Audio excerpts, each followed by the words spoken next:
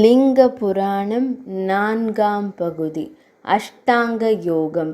ஈசன் திருவருளால் தெளிந்த ஞானத்தை பெற்று அதனால் யோகத்தை கடைப்பிடித்தால் பிறவா பேரின்பமாகிய முக்தி கிட்டும்.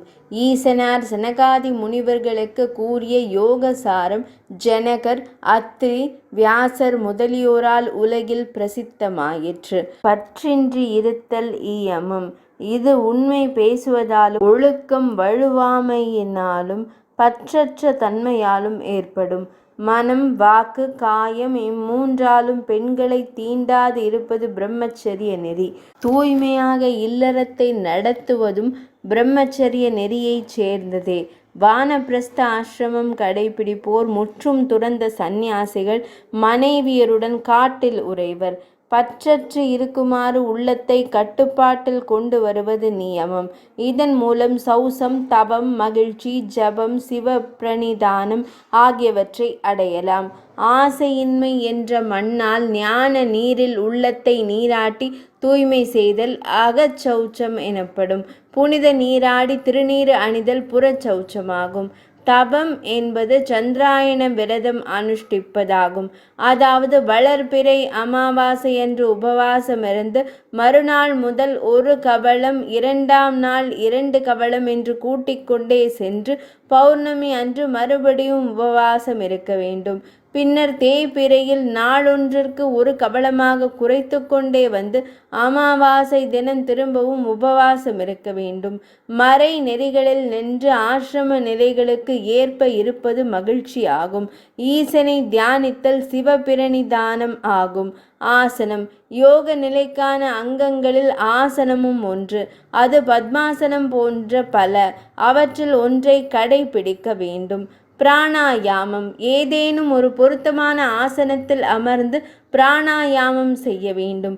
அது 3 வகைப்படும். பிராணாயாமம் செய்யும் போது வியர்வை தோன்றினால் அதமம், மனதில் சஞ்சலம் இருந்தால் மத்திமம், சிந்தையில் மகிழ்ச்சி ஏற்படின் உத்தமம்.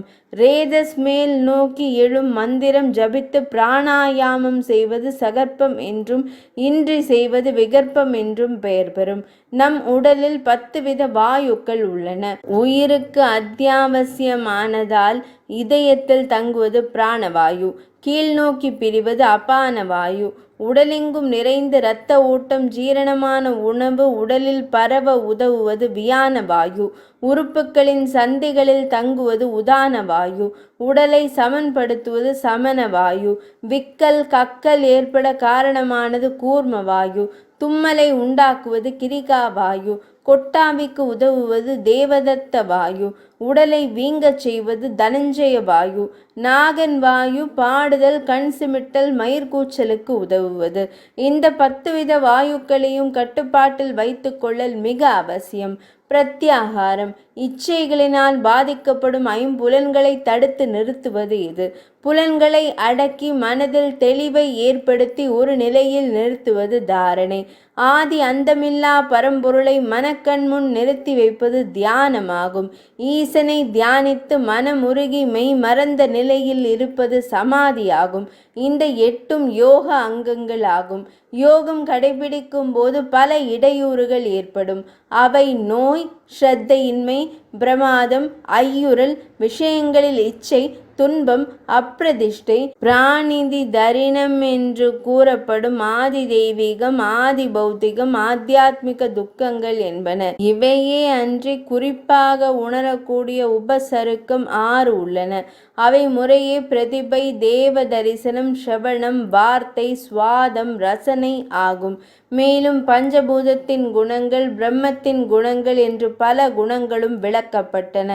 யோகியானவன் தன் முயற்சிக்கு ஏற்படும் இடையூறுகளை நன்கு உணர்ந்து அவற்றை விலக்கி எம்பெருமான் திருவடிகளை சேவித்தால் அவர் அருளை பெற்று முக்தி அடைவான்.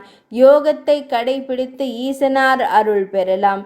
அது மட்டுமின்றி நல்லறத்தை கடைபிடித்து அவ்வழி நின்றோர்க்கும் ஈசனாரின் திருவருள் கிடைக்கும். ஒரு சமயம் பார்வதி தேவியானவர் ஈசனாரிடம் எந்த வழியில் வழிபட்டால் அவரது அருள் கிடைக்கும் என்று வினவினார். ஒரு சமயம் பிரம்மதேவரிடம் தான் கூறியதை பார்வதி தேவிக்கு எடுத்துரைத்தார் ஈசனார்.